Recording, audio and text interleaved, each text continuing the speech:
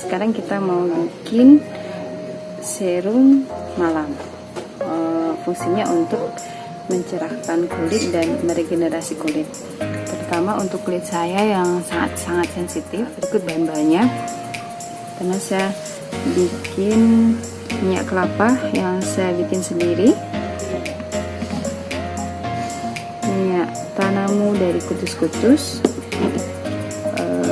minyak zaitun, terus saya gunakan carrot seed oil, rosehip dari ordinary oil, minyak primrose, essential oil dari yang lebih, tea tree, peppermint, vitamin E,